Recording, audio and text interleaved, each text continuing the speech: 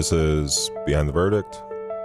I'm John Horford with Myrene Cook and Christina.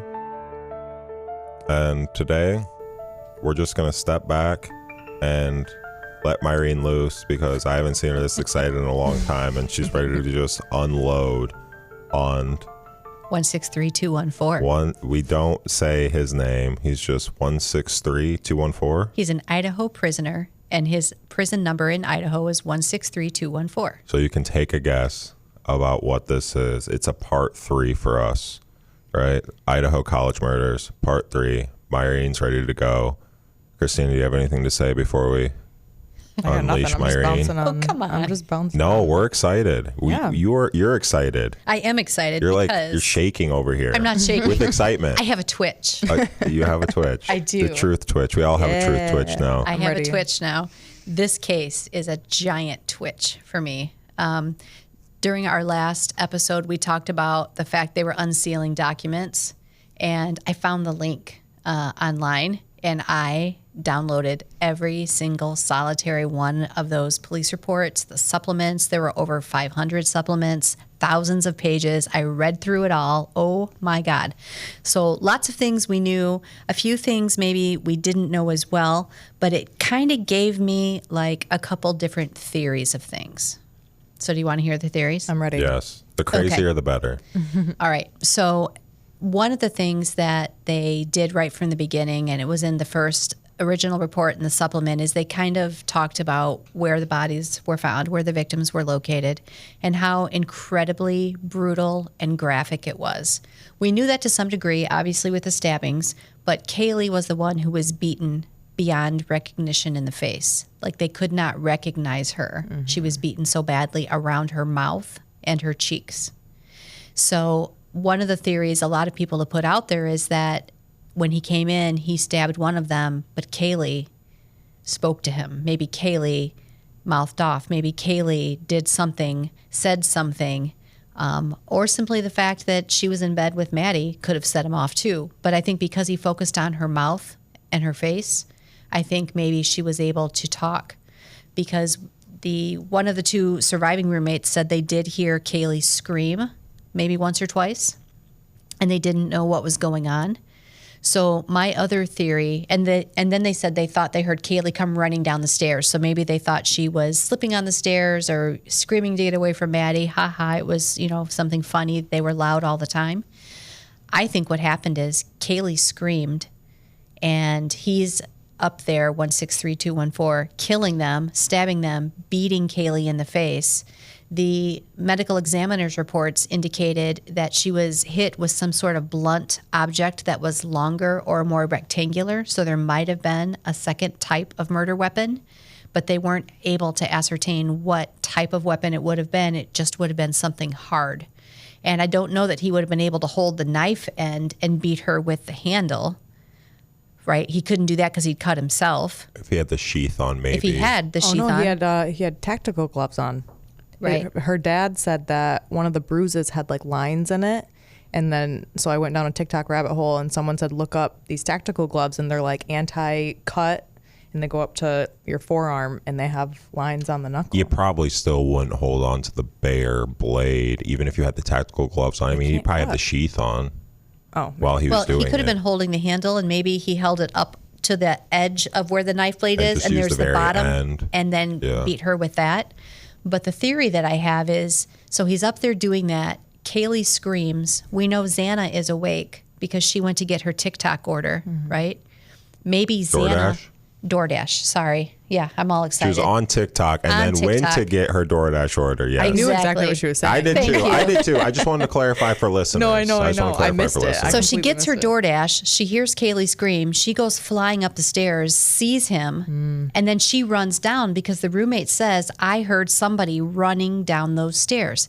If it's he's going to walk quietly because he's not going to want to wake anybody else up, right? Oh, damn it, I just did it. I'm not going to say his name. We can remove that if you'd like. We'll bleep it. We can bleep Let's it. bleep Alex, that. can you bleep that? He does not deserve it.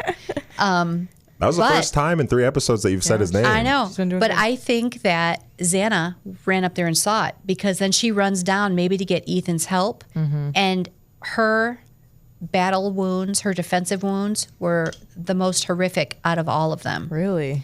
Because she had over, I want to say it was 47 cuts or more. I'm not sure of the number, so don't yell at me if I got the number wrong. But she had defensive wound cuts very deep between each of her fingers as she's trying to stop the knife from being stabbed.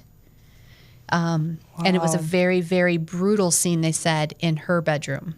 And the family didn't know these details when they gave their testimony, or not even testimony, when they gave their statements, The correct? sentencing? I think they At the knew some of sentencing. it. Did they? Some of the families have come out and said they were told some of those details But early the on. public did not know. The public did not and know. at the time when we recorded the part 2, that was the day of Right. the sentencing. So we didn't know. We didn't know all those details either. yet. Yes. Would you want to know those as a parent? I think it would be God, that very would just hard. kill me. Some of those parents have said they don't want to know any more details, and some of the family members have said they need to know what the last moments were like. Yeah. And that's why they were upset with the plea deal. But that's what I think happened. I think Xana went up, and she's running down the stairs, and he's running down after her, because that would have been loud enough 2 floors down for the roommate in the basement to hear somebody's running down those stairs like crazy. So then Yeah. was she, so she wasn't found where they would have expected her to be then? If She wasn't ran on the down bed. She stairs? was on the Ground. floor in her bedroom. But she got to her bedroom. She got to her bedroom, but maybe Was she running to her bedroom, or did he drag her back to the bedroom? Probably. I think she was running to her bedroom to maybe try to wake up Ethan. Yeah. To get help. It's the first thing I would do. But Yeah. Ethan, unfortunately, according to the documents, doesn't look like he ever got out of bed. He was laying on his stomach, partially clothed, Was partially he covered. intoxicated? They said they had drank quite a bit at the party. I don't know how intoxicated. And some of the roommates said that sometimes Ethan and Xana may have overindulged, if you will.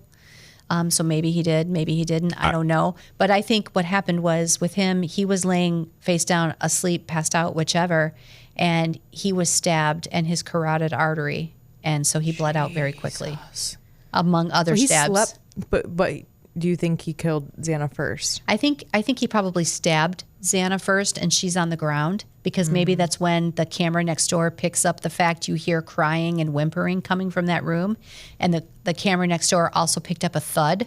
So I think maybe, perhaps, he body slammed Xana and maybe broke a bone, or we don't know. I don't know that for sure, but body slammed her, stabbed her a little bit, and then realized, oh shit, there's a big guy in that bed. I better do something about that. The camera's picking up all of this, and I know that the other roommates who survived heard some things, and they were just unsure of what they were hearing. But Yeah. for it to be that it's tragic. brutal and that intense, and for them to just kind of be like, And the it's dog just was in so there. strange. I have a theory about the dog too. Okay. Oh yeah. Okay, so family of Kaylee and Maddie, but mostly Kaylee, have said that the weeks before the murders, and even Kaylee's ex-boyfriend and other friends have said the weeks before the murders, she felt like she was being watched when she took the dog out for a walk in the wooded area behind the house. She said that she saw a shadowy figure out there more than once, just seemingly staring at the house. 163214 could be that shadowy figure, right? But the other thing they said was weird was a few weeks before the murders, they came home, the back door was open, the slider was open, and the dog was gone. And the dog didn't come back. It was out in the woods for a while. And then they said after that date, that dog, when let out, would run off into the woods and not come back right away. So the theory that I've looked at and I think is plausible is that it was 163214 out in the woods as the shadowy figure, Building a relationship building with a the dog. relationship with the dog, giving him treats, whatever. So when he saw him, he wouldn't freak out. He'd So be when like, oh, he this saw is him, the treat he guy. wouldn't freak out. Yeah. He could have opened that door, but how would he know where the dog was? Maybe the dog barked once, because they did hear barking a little bit in the beginning. But then it stopped. because it recognized It him. recognized him. He maybe opened that door, gave it a treat, and was like, oh, it's just the nice guy from the woods. Wow. That's diabolical. That level of planning, like weeks in advance, and like thinking about the dog. This is why you should let family members just take the people out. Well, I'm not opposed to that at this point. You're like, okay, I've come around to it. I'm like, holy crap. But That level of brutality, and then for him to be that calculated, and I mean, and I know these are just theories, but Yeah. And I do think it's one thing that all of the reports were released. The family And really, the Gonsalves family is the one that's come out and said a lot opposing it. They don't want the crime scene photos of their children released. I don't blame them. And they don't want the autopsy reports released. I don't blame them one bit for that. There have been some photos that have started to be leaked, and you can see.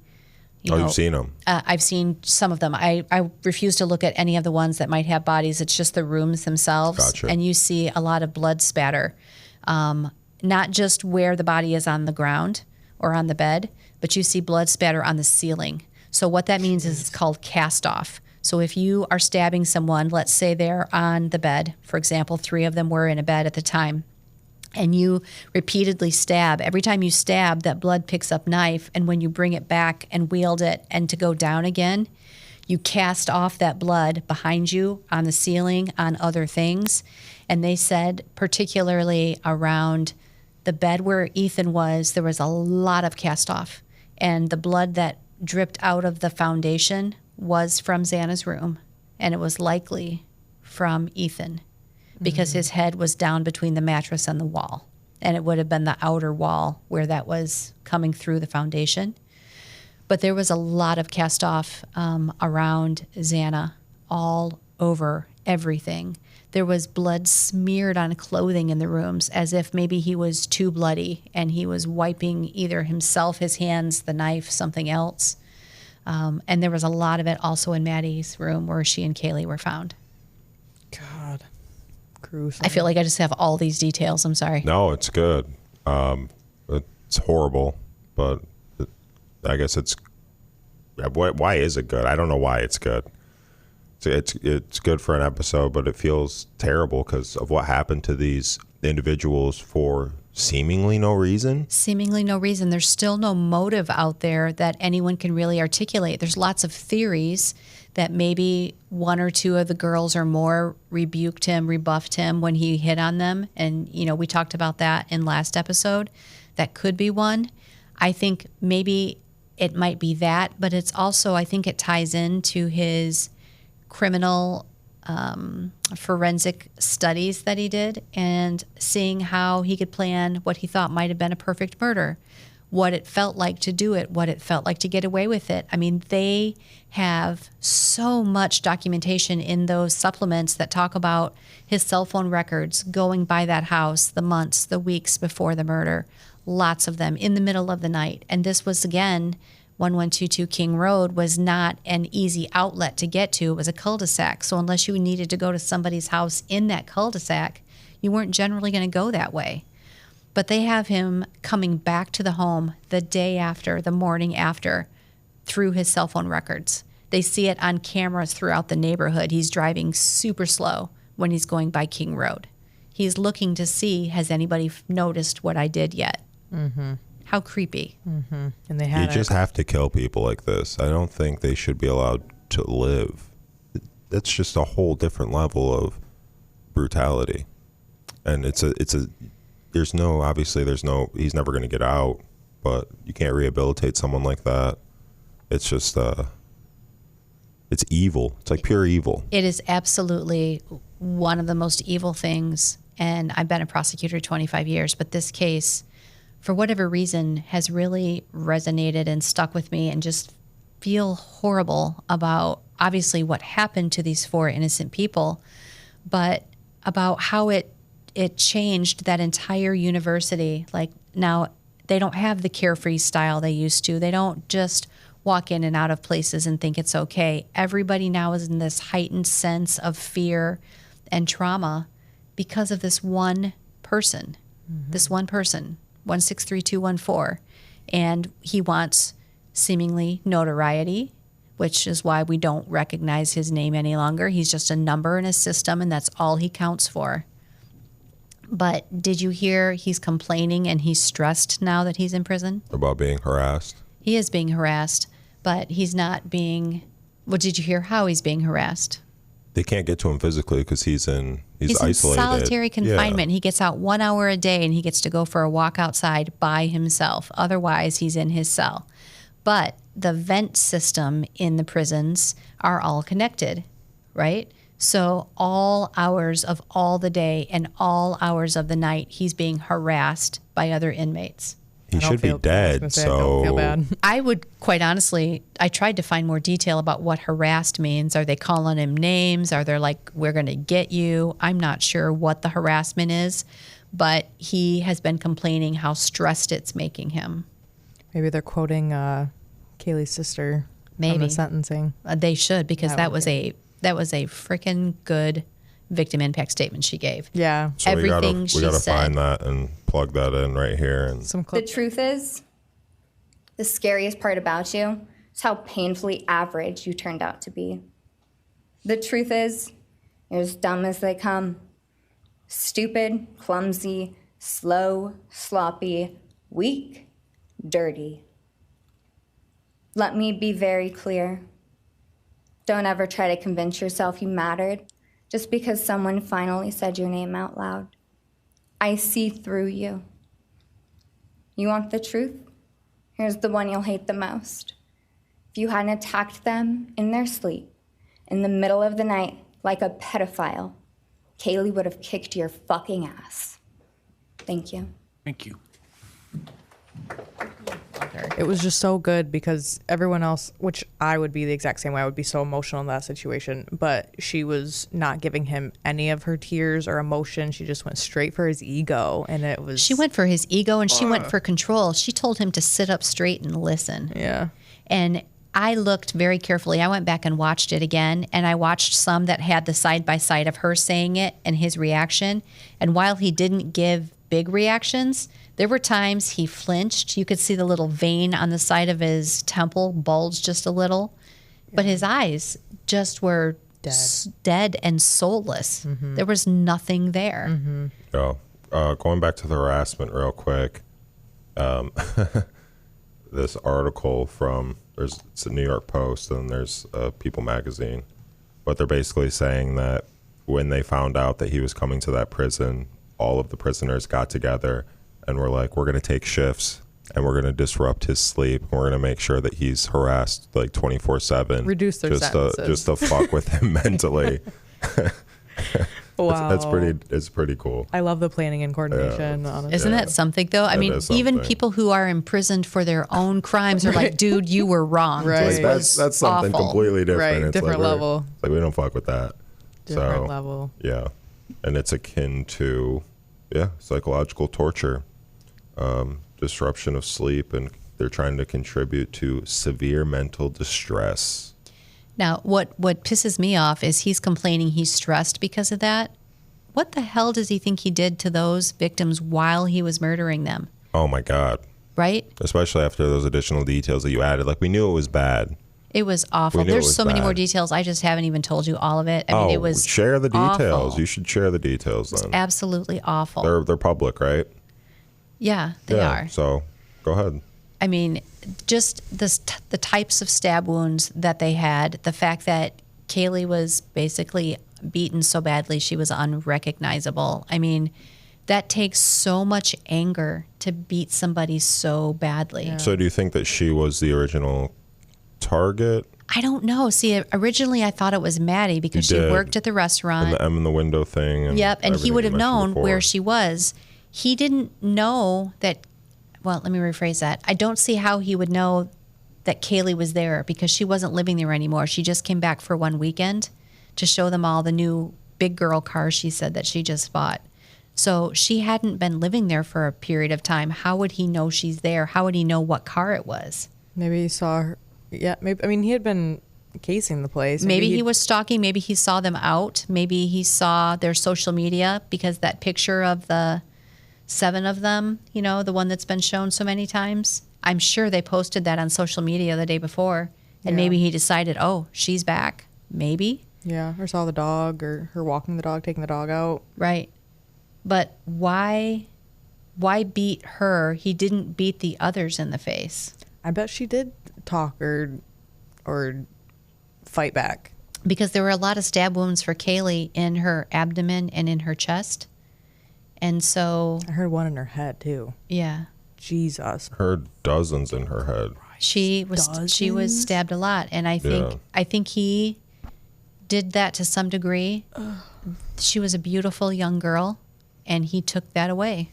He's an incel for sure. Why? That's part of the motive. And I understand that we talked about this before, but the prosecutor really didn't think, with all this freaking evidence, that he could get the death penalty for this scumbag. Come on. This is crazy. Does the prosecutor like meet with him? No, they meet with his attorneys. They don't meet with the defendant directly. We're not allowed to speak to them. Oh, okay. Which is probably good, to be honest with you, because I don't think I could. Yeah. I'd be like, you fucking piece of shit. And I don't even F-bomb all the time, but I would. Yeah. But why? Like, I think, all right, I'm going to play devil's advocate for the prosecutor in this case. The only thing I can come up with is if you convict somebody of a case that involves the death penalty, they will appeal and appeal and appeal ad nauseum because you have the death penalty. I mean, think about it. Think about some of the prior death penalty cases who appealed so much they finally got taken off death row, right? Charles Manson, he deserved it. He didn't get it. And there's plenty of others that were on death row and taken off death row. How did Charles Manson get removed from death? Is it because he didn't commit any murders himself? I don't know. But he just coerced people? I don't know. We'll have to talk From the about that case family? at some point, but It's just strange. it is. But at least, I'm not saying at least, like, he didn't murder anyone himself that we know of. But this is different. This is different. It's completely different. But I think that's the only thing I can logistically come up with as a reason why they would take this plea is because of the appeals of the death penalty. And in my opinion, though, quite honestly, what's the worst case scenario? He appeals the death penalty? Oh, shocker. The death penalty goes away and he gets life in prison. Isn't that what he got with the plea? So that's your worst case scenario. Right. He's not going to get out. Now, granted, I know when someone is convicted by a trial, they have an appeal as a right. What that means is they can appeal everything from how the case was handled, what law enforcement did, what prosecutors did, what the judge did, what their attorneys did, everything from beginning to end. If you plead, you only get an appeal by leave. And what that means is the higher courts, the appellate courts have to agree with you that, yes, the issue you're bringing up is something that should have been handled differently. And we grant leave for you to appeal that issue specifically. Now, my understanding of this plea agreement is they put something in there that said he's not able to appeal. But I've heard several different lawyers who've been talking about this case online talking about, well, maybe he cannot appeal the plea agreement itself, but maybe he can appeal procedural things. He can appeal things about his sentence, which, in my opinion, because I always think worst case scenario, why is he bitching so much about being stressed in prison? Because he's creating a what? He's creating a narrative to help him appeal something. Exactly. Yeah. Right? Because what he'll try to argue, in my opinion, is it's cruel and unusual punishment, which is against the 8th Amendment to the Constitution. And if he can argue that, then maybe he can get moved to a different prison system, or he can get somehow, I don't know how they would shut off his vents, but a private wing. I mean, I don't know what he's trying for. Will he be in solitary confinement for the entire duration of his life? I don't know that. I don't know. I would think he would argue that would be cruel and unusual punishment. I agree. Let him out into the general population. What do you think would happen, though? I mean, honestly, I'm not being a smartass. No. Let's let him out into the general population. I'm not being a smartass. I know you're not, but we should just, I agree. It is cruel and unusual to keep him in solitary confinement. Let him out into the general population. And let him see how tough he is with people who are tougher than him. When he doesn't have a knife and they're not asleep and they might not be intoxicated. Correct. Mm-hmm. Which brings up another point that we've had some people comment on, especially on some of our posts lately related to some of the talk we've had about like who should be in prison and all of that.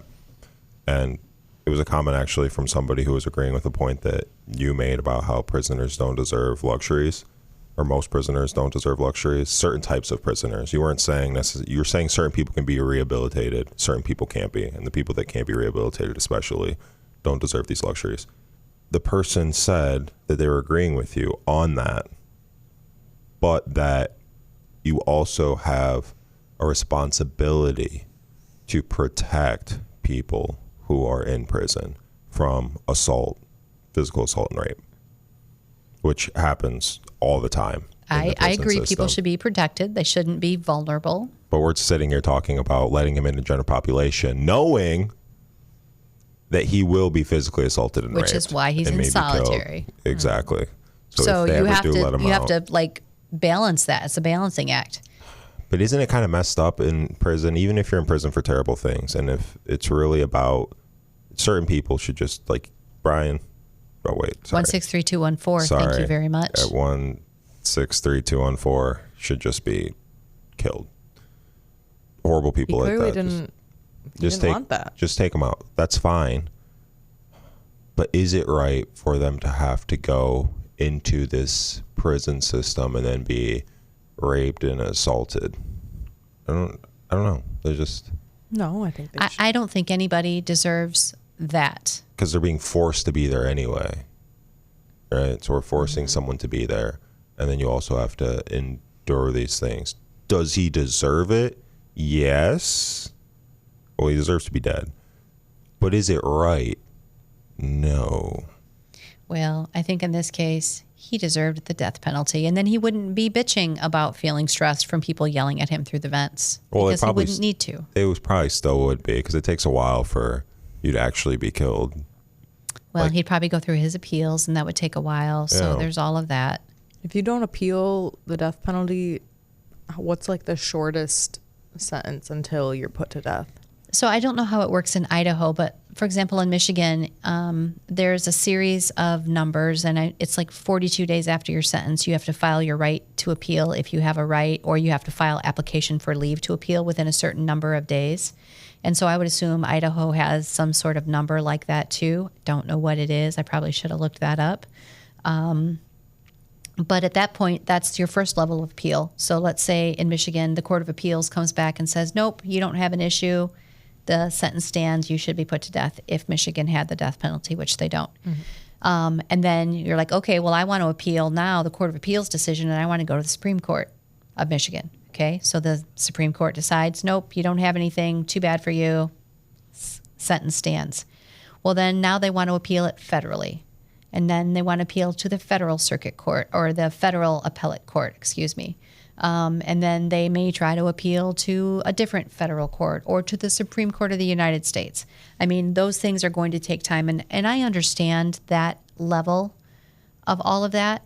But quite honestly, that's what he deserved in this case. He doesn't deserve anything, any bit of solitary confinement. I don't think he deserves any bit of comfort at all, because he clearly didn't give that to the 4 lives he took or their families.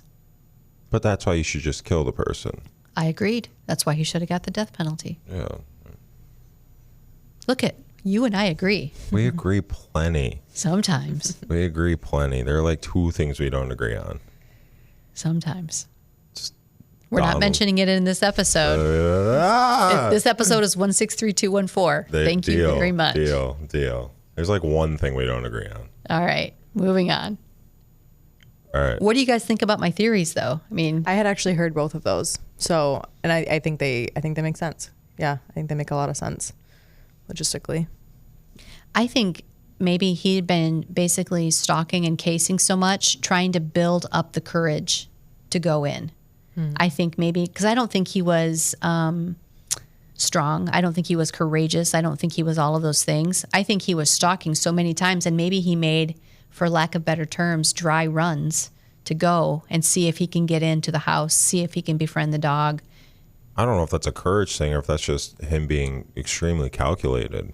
Well, it could be a little bit of both, but I mean, think about the nerve that's going to take to walk into that house. All you have is a knife.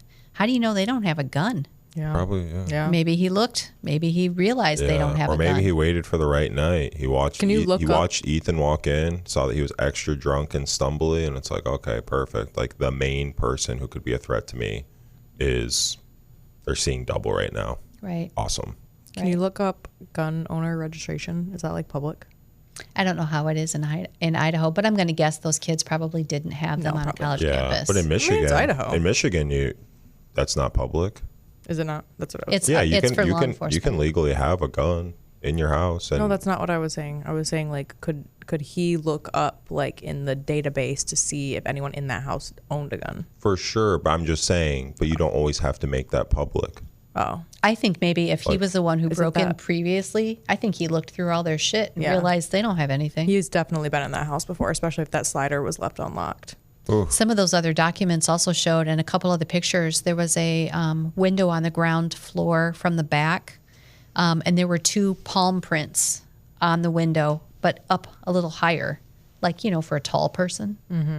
Any other details that stand out to you? There were so many details in all of that. I was reading through it, and I couldn't put it down. Like one night, I think I was like, don't laugh at me, but I was up till probably 5 in the morning, and I had to get up at 6. I couldn't put it down. Stayed up all night? I did. I was reading them all. did. Oh my I'm surprised God. like the boring parts are like just She's like, what boring parts? I mean, they went through, like, they talked to all the neighbors. They looked for the ring cams. They looked for different kinds of things. They tried to find all the other white Hyundai Elantras in the area, and so they talked to that owner of this one and this owner of that one. That it was good police work. They were thorough in their investigation, but I was like, come Right. on, what else do I need to know? it like led nowhere. for some Exactly. of it, yeah. And then they had a lot of cell phone and electronic data that they went through. And so they had people doing that. And then there's, sometimes there's a supplement to a police report because they pulled a search warrant on something. So they talk about the probable cause they had to pull the search warrant. So they do that.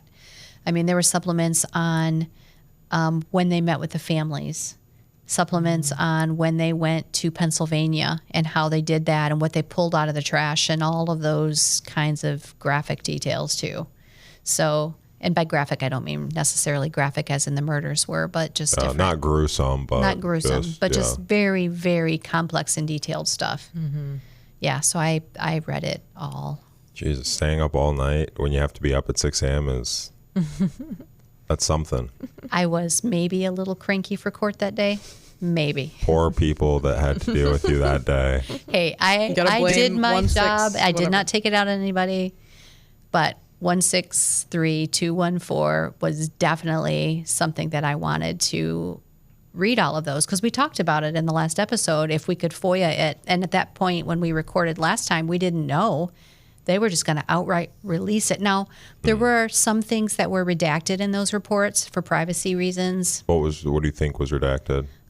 It might have been more of the details about they talked about the stab wounds and how graphic it was, but there were just a lot of things privacy-wise that might have been redacted. Gotcha. But obviously we don't know for sure because it's redacted. Well, the context of everything else you're going through kind of gives you an idea Just of not what the it was. specifics, just Yeah. like the general idea. Yeah.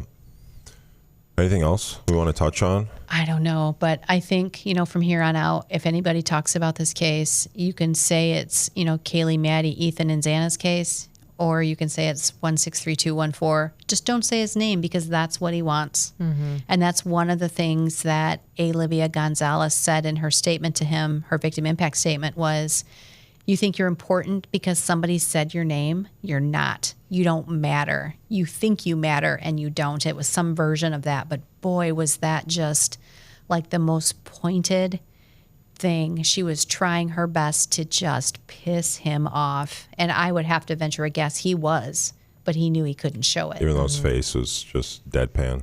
Yeah. I feel like the one time that I saw his face, or he like slightly maybe like nodded like a damn, she called him like a hypochondriac loser or Yeah. something like that. She called him all kinds of things, but she said she's given a lot of interviews since she gave that victim impact statement.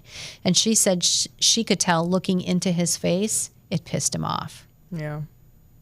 Yeah, it was a really good statement. Yeah, it was Really good. it was amazing for her to be able to, and she delivered it with a conviction of, I'm doing this not because of Maddie and Kaylee, I'm doing this for Maddie and Kaylee because this is what they would say if they were here. And I thought that was a powerful statement. Yeah. And she was facing him too, right? Because her dad Her turned the podium to before face her. him, and she left it that way. And love she that. actually came out from behind the podium and stood to the side and was very gesturing and hands motioning to him. I'm not afraid of you. No one's afraid of you here today. And that just probably had to just bruise his ego to no end. Yeah, I don't know how these family members and parents especially have that type of restraint. If I was in one of those parents' situations, like I'm 100%, I know how like big and fast and athletic I am. Unless they're right next to me, there is zero chance anyone in that courtroom could ever catch me. I would get to him. They would not be able to stop me unless they were right next to me. I'm too athletic, too fast. Legs are too long. I'm beating the fucking shit out of that dude. Do you know how many guards they would have had in there, though? And they probably had plainclothes detectives. You have to be close. If you're not close, there's zero chance you're catching me. I'm getting my hands on him. Have you ever been tased? You got to be quick.